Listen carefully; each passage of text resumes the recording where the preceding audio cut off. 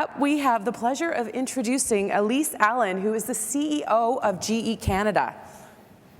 Which is another great company that was referenced as Eric was sharing about companies that are exploring innovation culture and lean startups. GE is one of those companies. So Elyse is a passionate champion for Canada's competitiveness, advancing the country's science and technology base and competitive fiscal policy. She's been recognized as WCA's 2012 Women of Distinction in Business, a top 100 businesswoman of influence by Women's Executive Network, and as one of Canada Business Magazine's 25 most powerful people in Canada in 2009. Please put your hands together for the CEO of GE Canada, Elyse Allan.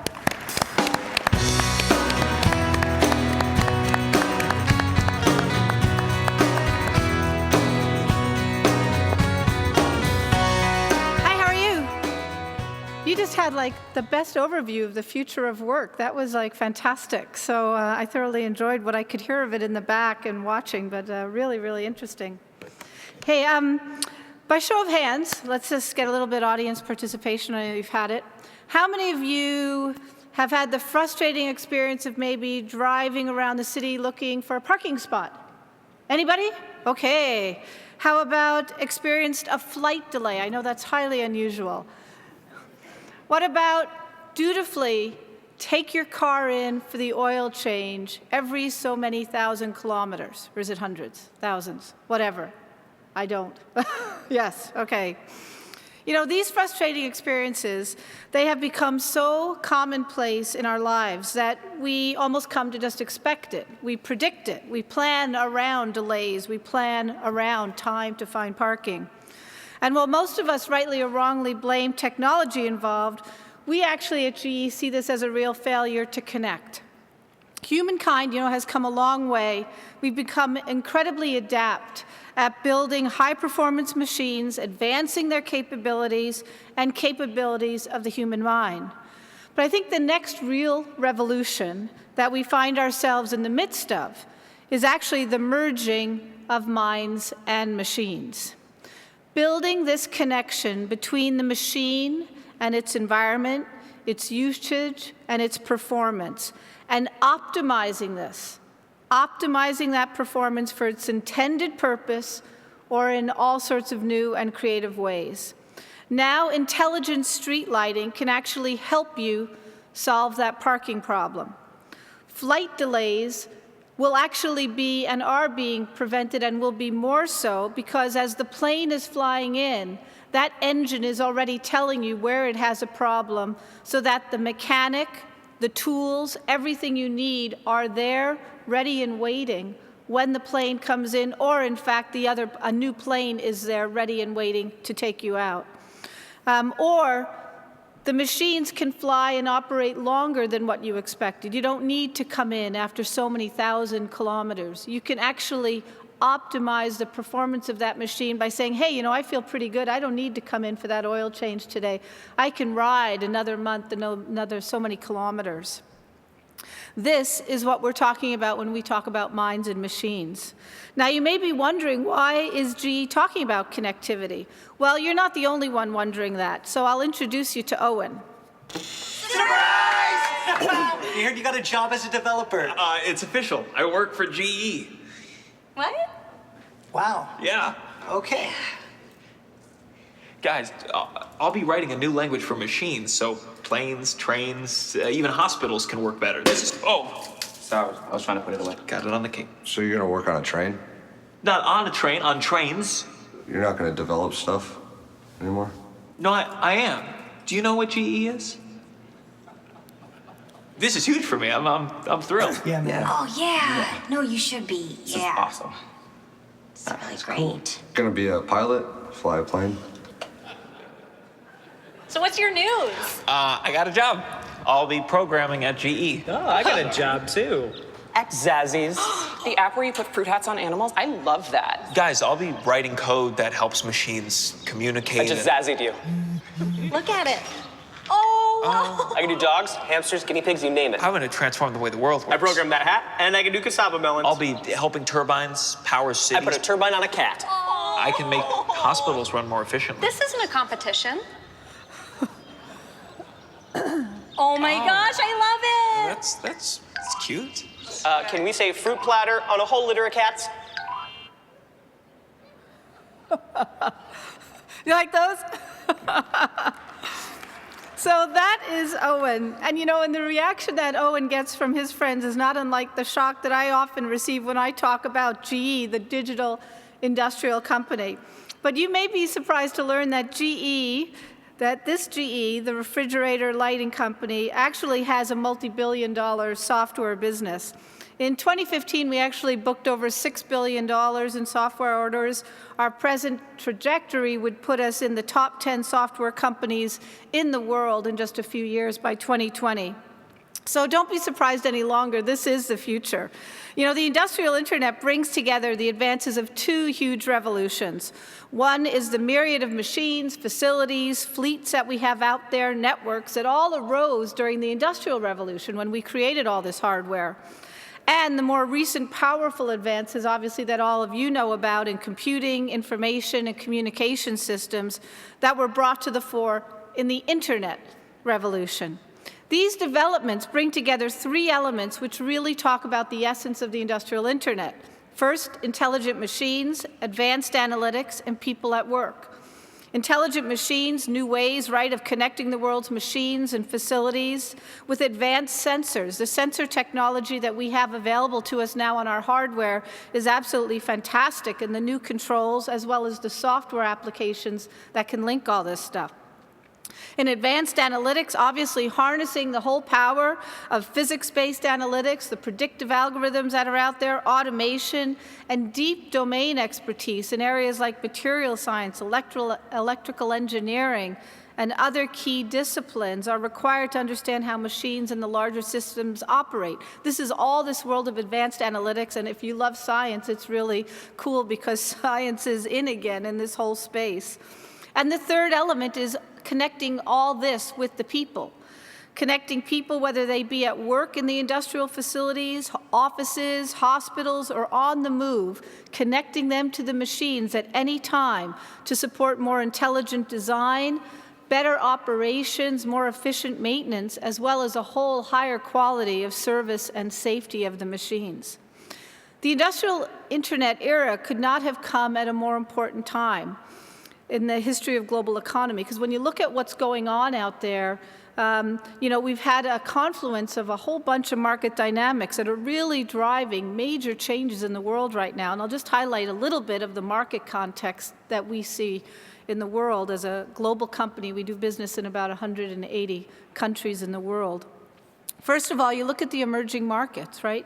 The developing countries have a lot of people. We've always heard about these emerging middle classes. They want a better quality of life. They want everything that they see you have.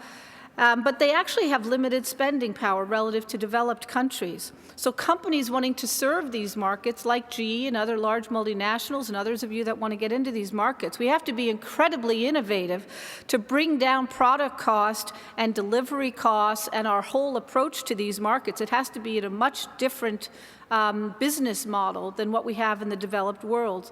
And markets that were thought to be the next engines of economic growth are actually sputtering a bit now, as we know, but those needs haven't gone away and those demands haven't gone away.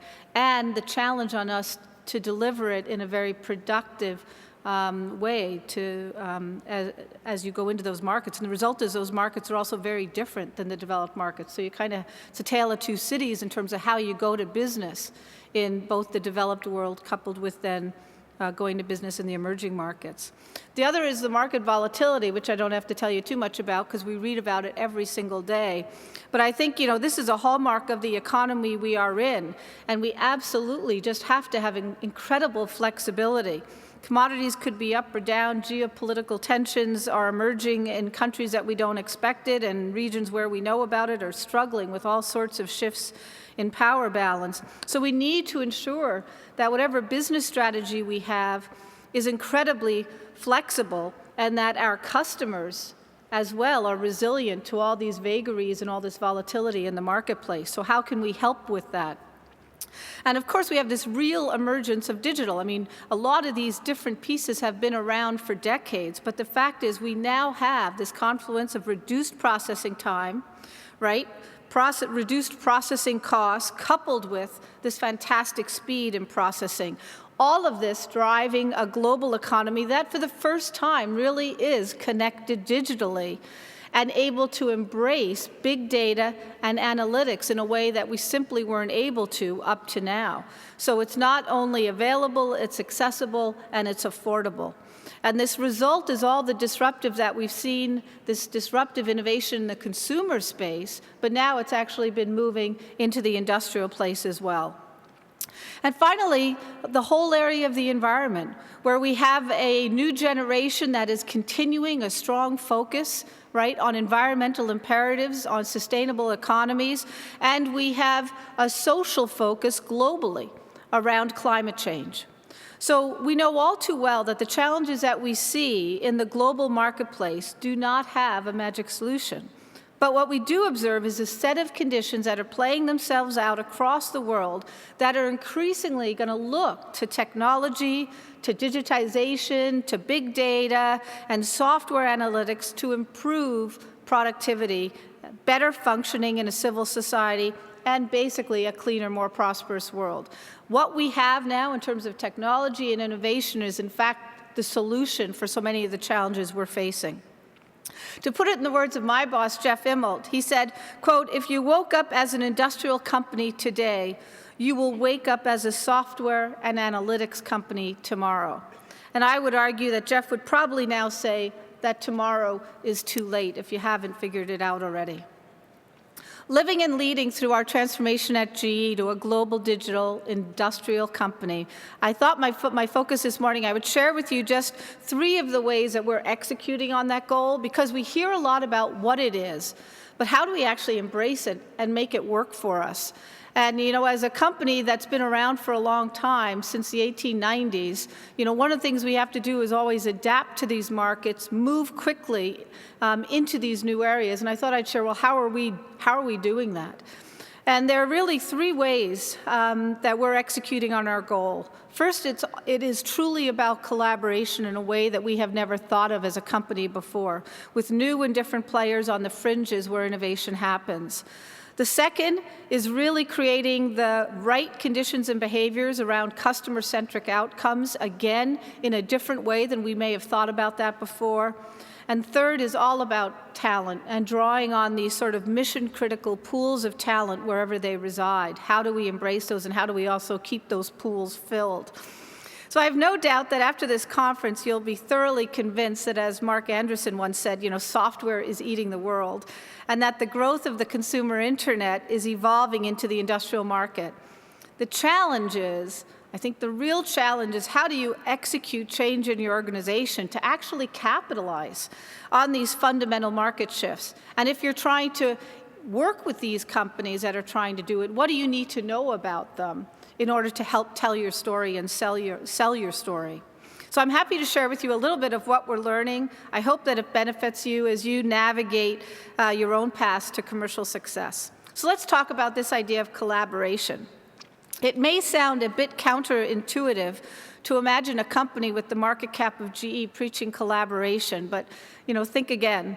For all the resources that GE can draw on, there'll never be enough to buy the time needed to develop in isolation all the technologies that we need to succeed in the digital world. The pace of technology development is just too fast. The number of new technology companies entering the competitive landscape are simply too many, and the risk of failure is really too great for GE to take an isolationist strategy to innovating. So GE's experience has shown that innovation done correctly is a team sport. It is all about a collaboration exercise. In order to be the best, we are constantly on the lookout for the best partners, the best niche technology players in the world. And once found, we actively engage them, and we have a whole host of partnership models. One size doesn't fit all. And we try to draw on the best of what they have to offer while offering up to them our global scale and scope of our company. Some of our partners are the usual suspects, but more frequently, our partners are coming from, obscure and even unlikely places. I had the opportunity, one of the things we're doing as a company is trying to train people in this new world. I spent some time down at Singularity University a couple of years ago in Silicon Valley, and one of the many takeaways was this concept, that, and maybe you heard it yesterday, but it was this idea that innovation happens on the fringe. And I'm sure you heard a little bit about this. I know Ray Kurzweil was here yesterday. But this idea that innovation grows exponentially, and it is out there percolating for a long time before it emerges. And then when it takes off, it can be so hard to actually catch up. So at GE, we realize that we have to actually be out there. We have to find and be open to these ideas actually while they're germinating. How are you seeing what's happening on the technology fringes? Because by the time we're actually hearing about it on stage here, it's out there. We need to see what's germinating. So to try and make sure as a company we're there, myself as a leader, I'm there. We're trying to connect more and more with entrepreneurs, with folks in the academic communities, startups, working with our venture teams. Also our licensing folks are out meeting with lots of people, entrepreneurs about different technologies and licensing opportunities. And of course, meeting with the people that are out there scouring more frequently and in a more organized way and thoughtful way, I guess, than we ever did before. We're also using, and I know the previous speaker spoke a little bit about it, global challenges in crowdsourcing to solicit ideas from everywhere and anywhere. In 2014 and 15, we actually launched some challenges for the oil sands industry. We wanted to explore the world for technology concepts that would help us in two areas. One was low-grade waste heat, and the other was to improve steam generator efficiency. So two things that ultimately are really important if we want to reduce carbon intensity in oil production. The winning submissions, we actually went through two phases of this. It was a $1 million challenge, and the winning submissions came from countries with no heavy oil resources. And in fact, the people that won, none of them had ever previously been face-to-face with a SAG-D operation like we have in Fort Mac, but they actually were drawing on their expertise in very different fields. But actually, they had repurposed their ideas for an entirely different application to help us here in the oil industry. Another partnership that we're really excited to talk about, and we'll be launching this year, is a joint initiative with Ryerson University, which is based in Toronto, and they have something called the Digital Media Zone. It's one of the largest developments. You were hearing, I think, about Communitech and Mars, and DMZ, the Digital Media Zone in Ryerson, is also one of these terrific incubator and accelerator centers that we've worked a lot with, along with the others.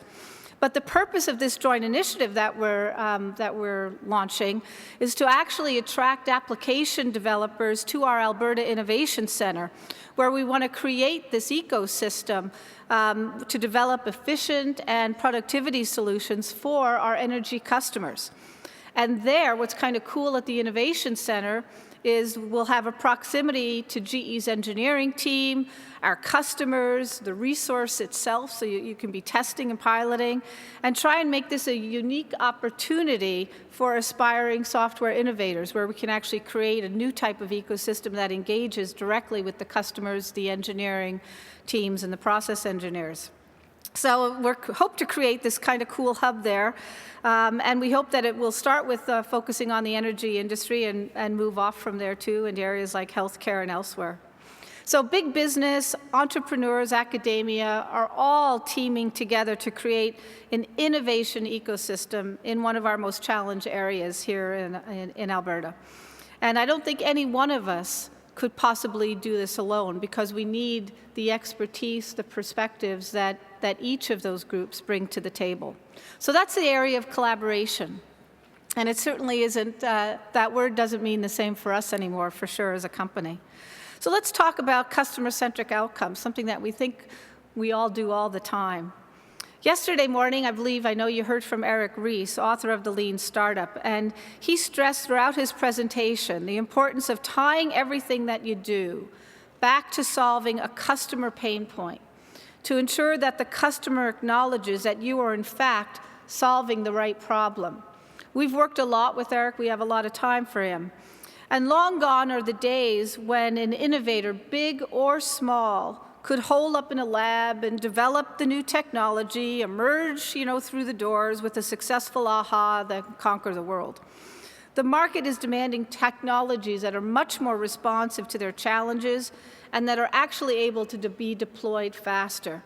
Think back to those market conditions I talked about, volatility in the market. That volatility for us is just driving a total commitment to speed.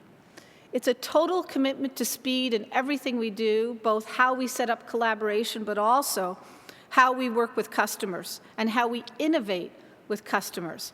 Because when the market is changing so much, if we're not out there fast, we will either miss the opportunity or we will miss the customer's opportunity. So when technical challenges emerge that threaten productivity or even the ability to stay online, for every day that passes where that problem is unresolved for a customer, they are bleeding margin. So 3 years ago, we set up the GE Customer Innovation Center in Calgary.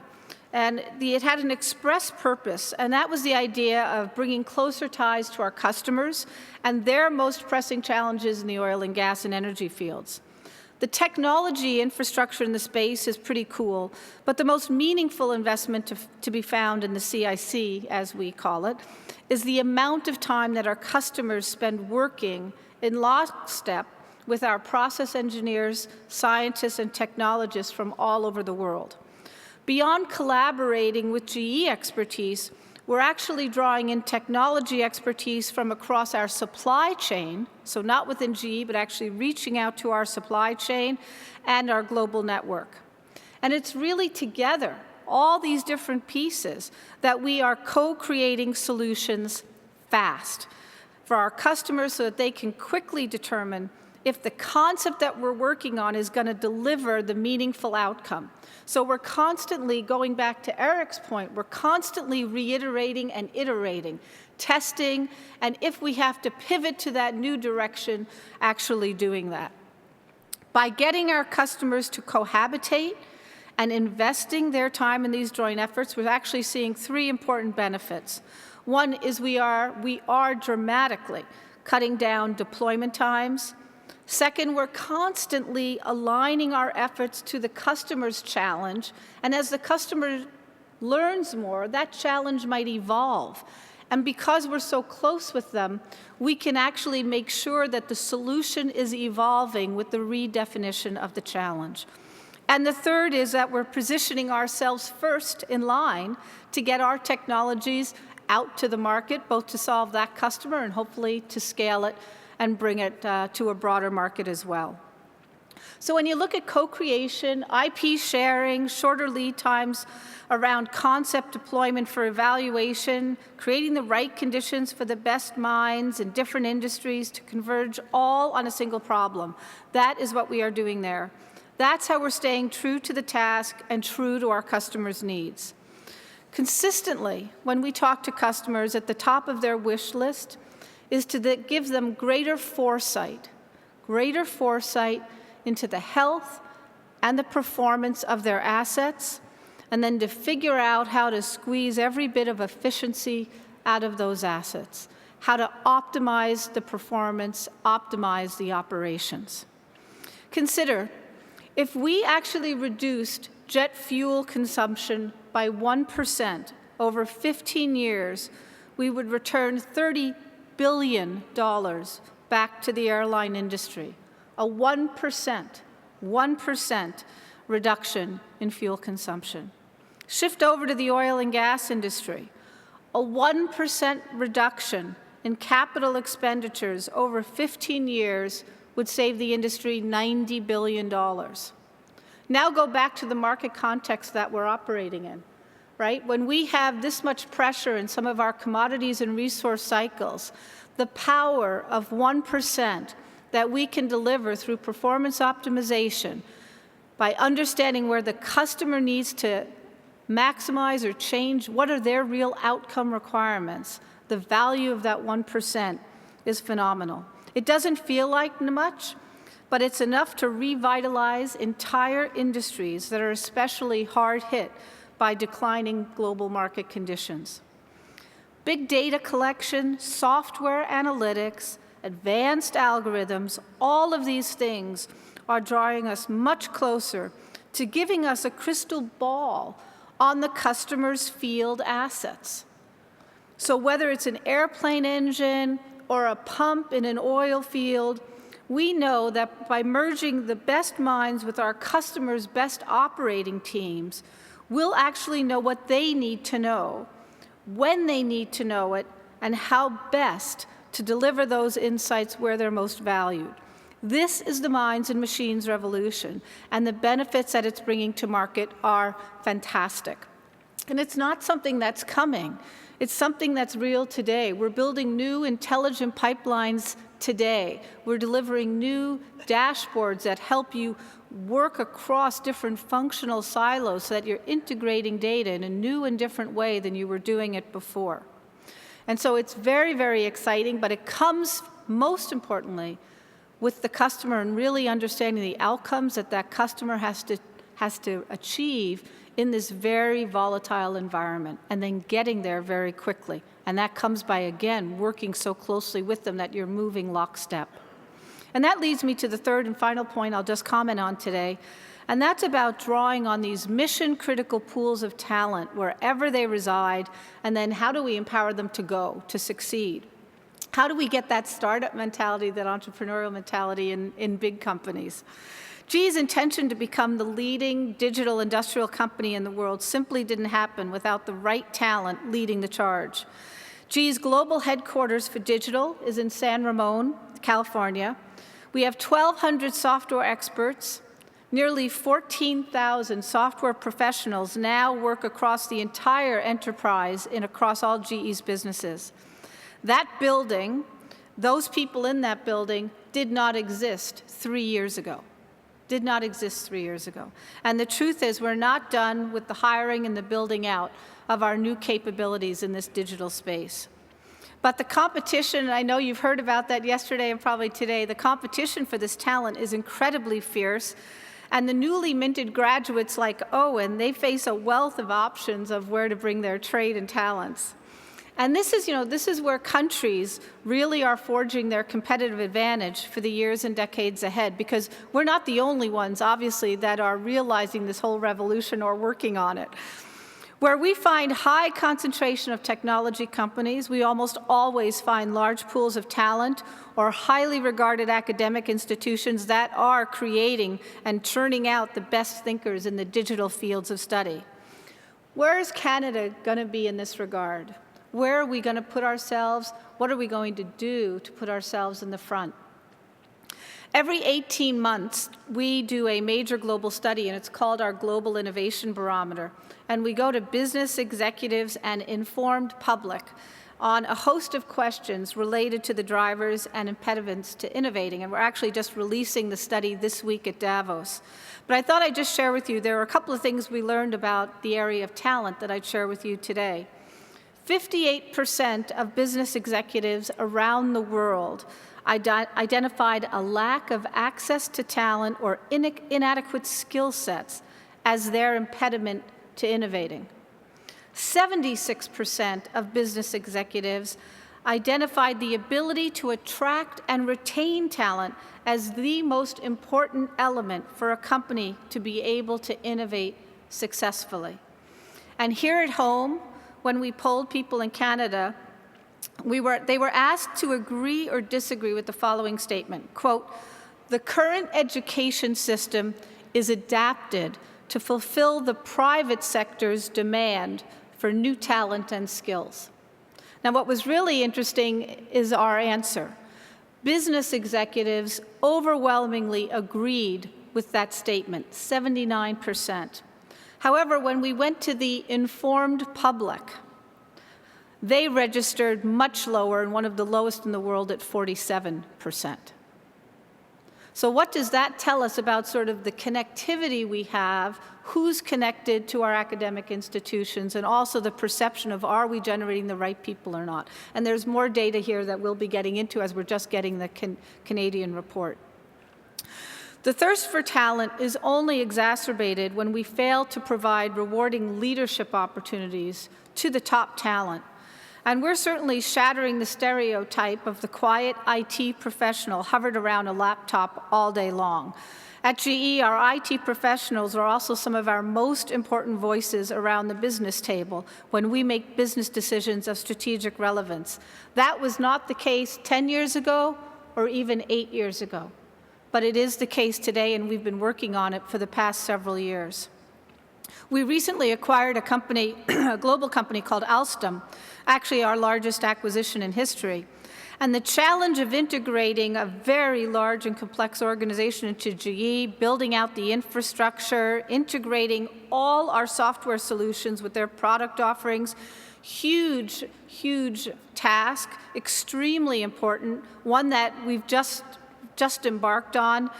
But our CIOs, our digital experts, they are directly engaged, they are directly responsible for delivering on so much of the value proposition that we believe possible with the acquisition of this company. We've also created a standalone business called GE Digital, which was initiated by our chairman, Jeff, who foresaw the need to have a distinct business with the ability so that it could act unencumbered by our traditional processes and approaches. The chief of our digital business, who we hired from outside, reports directly to Jeff. Most of the team coming into that business were either high potential people that were new to the company or, in fact, are being hired from the outside. And the point I'm trying to drive at is that we have hired the best and have done away with all the traditional structures. We freed this group up to give them the freedom to really innovate new business models and to actually be a real catalyst for change, pushing and causing tension within the rest of the company so that we catch on faster and move at the speed that they need the rest of the company to move at. But we don't want them encumbered by us, so let them go. And they're actually going to be driving much of the revenue generation in the digital space while the businesses really catch up and build the talent base that they need. Let me make one last point about talent. You know, we simply can't hire everyone we need to do the job. Out here, you know, in this crowd is the next company that GE will need to join forces with in order to advance our global business objectives. Last year, we actually found one such company right here in Vancouver called WorldTech. And WorldTech is developing some of the most cutting-edge software technology focused on securing the industrial internet. Because one thing we learned is that if all our devices, our machines, all these assets in the field are going to be receiving and transmitting sensitive and mission-critical data, WorldTech's technology will have this gargantuan task of actually securing that flow of data from breach or attack. Acquiring WorldTech has been a win-win for both companies. GE now, in our minds, have one of the most advanced IT security technology companies in the world, and they're working every day to strengthen our digital industrial offerings. In turn, using GE's access to capital and to markets, we're going to give WorldTech an opportunity to grow right here in Vancouver by leaps and bounds, and of course be bringing them, and are already bringing them, around the world and creating this great global IT powerhouse. So we're really excited about that. So let me just conclude by saying, you know, the BCTECH Summit, I think it's incredibly timely. And, you know, the government's focus on growing this sector in the province is an important mission for British Columbia. Building a vibrant tech hub here has important implications for the rest of Canada, too. And it sends a message to the world that Canada is a place of opportunity and leading-edge technology. As you, the innovators that are in this room today, leave, I hope you're inspired by your peers and motivated to bring their ideas to life. I'll end my address by simply reiterating a couple of the ideas I've presented today with a call to action. GE's experience is that we simply cannot do this on our own. Look to your fellow innovators. Consider opportunities to partner in unlikely places and in industries that may have hidden complementary capabilities that can actually advance your cause.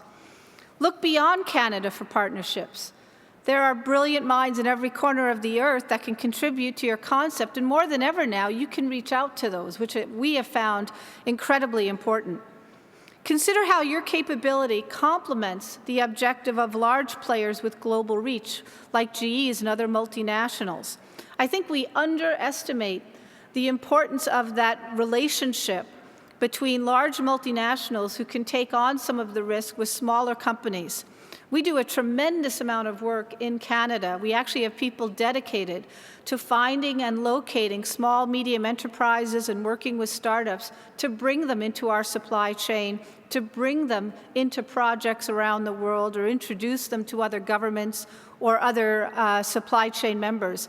And we invest to help grow that supply chain. And it has served us incredibly well, and I'd say is one of the differentiating strengths of the company, is focusing on leveraging those SMEs to our mutual best interest. These types of partnerships can totally accelerate commercial access in ways that are otherwise very difficult to achieve. And of course, GE, we cannot innovate without customers by our side, and we think neither should anyone else. There is no greater sponsor or endorsement for our ideas than the time and engagement that's invested by a potential customer. A real market problem, a real solution that people are going after. It's critical to nurture those relationships, bring them in early and often, because they really are your eyes and your ears to the marketplace, and we certainly think the difference between success and entrepreneurial purgatory. Finally, and perhaps this is a nod to all of us, business, government, as well as academia, if we're collectively serious about being leaders in the tech space, then let's start growing tomorrow's talent pool today. Investing in early and post-secondary STEM education with a particular focus on the digital skills of the present and future is incredibly important to growing our position as an attractive market for technology companies to invest in. People always ask me about where does GE invest, how much is the different, cost structures. Cost is always important, but what is most important is if we're long-term investors, we have to be able to see a pool and a stream of talent. A pool is there today, but we have to know that there's a spring feeding that pool. And it's really critical, because if you want to invest in whether here we've just announced a new brilliant factory in Canada, if we want to invest here, we want to know that we have a talent capability out there that we can work with for years and years to come when we're investing in a new plant or a new innovation center or anything like that. GE partners with Actua, that's a charity based in Ottawa. We've been doing so with them for almost 10 years now. And we work with them to deliver science and computer-based curriculum to tens of thousands of students all across Canada. Similarly, here in BC, we really applaud the Premier's commitment that she made yesterday to bringing software and coding curriculum to grades K through 12. This will position BC students to be ready to embrace, the whole digital-driven economy of the future. I think we also want to add retraining, though. I just took my whole executive team out for a couple of days of coding so that they would understand it and know what people are talking about and begin to understand how do we think about that? What does it mean? What does it look like? So these words aren't just words. They actually have some concept behind them if you didn't grow up in this world. So I think this whole concept of how are we going to retrain, how are the colleges and the universities focusing on retraining those who are going to be displaced from traditional workplaces, how are we training them to work in these new innovation areas is really critical. And so this is an area where we need to see investments from government and private sector alike, all of us big and small, because to succeed in what will surely be a hyper-competitive market for talent in the years ahead, there's no doubt about that. So I want to thank you very much for allowing me to be with you today. I appreciate the invitation. I appreciate the opportunity to share some thoughts with you from GE's voyage into the world of the industrial internet. Our journey is only beginning, but the path to a more digital future and society is sure to be, I think, one of the most exciting and transformational times of our lives. Thanks very much. I hope the rest of your session's great. Thank you, Elyse. Thank you. Thank you. All right, Lindsay. That was fun. That was a lot of fun. We should do a little call out. There's, again, lots of people watching from remote locations for day 2, so thank you for showing time and interest. Absolutely. And what other important things are we supposed to do right now? Well, who's ready for coffee? Yeah, I think so. So we're going to break. We're going to meet back here at 11 a.m. We've got 3 breakout sessions happening next. We've got all sorts of industry experts on deep dives. Dawn, you're in breakout room 3. Breakout room 3. Yeah, breakout room 3. We're going to have healthcare back in this room. So we will see you at 11 o'clock. Go enjoy the rest of the show for now. Thank you. Thank you.